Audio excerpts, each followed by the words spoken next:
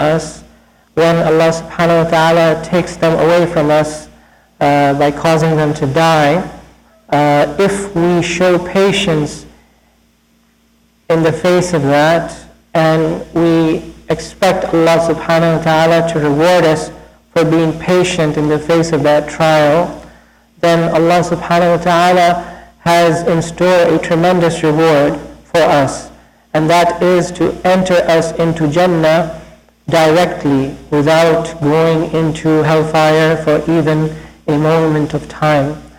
As we know that anyone who has La ilaha illallah in their heart will eventually enter Jannah. But then there are those who will go straight to Jannah. They will not go to hellfire at all. Allah subhanahu wa ta'ala will forgive them their sins and send them straight to Jannah. And this reward is in store for this person, a person whose beloved is taken from him or her in this life, and they show patience in the face of that and expect Allah to reward them for that, that Allah subhanahu wa ta'ala will forgive them their sins and enter them directly into Jannah. Everyone will go over Jahannam, as Allah subhanahu wa ta'ala says, وَإِن مِّنكُمْ إِلَّا وَارِدُهَا. Everyone has to traverse over Jahannam, but beyond that, nobody will enter nobody will enter Jahannam who shows this kind of patience in this kind of a trial. Even the prophets will have to cross the Sirat, the bridge of Sirat that is laid over Jahannam.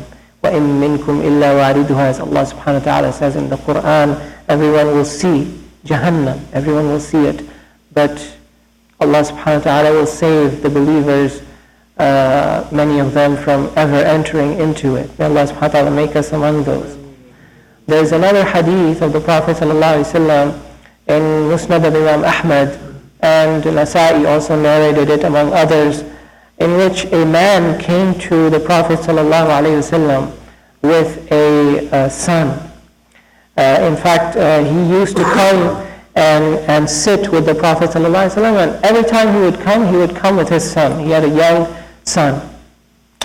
So the Prophet ﷺ noticed that he always brings his son with him to the gatherings.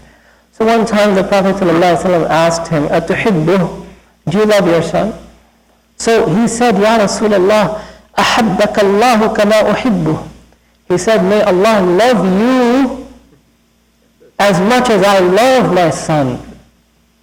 SubhanAllah. Just an expression that I love him so much. I love him so much that may Allah love you with the amount of love that I have for my son.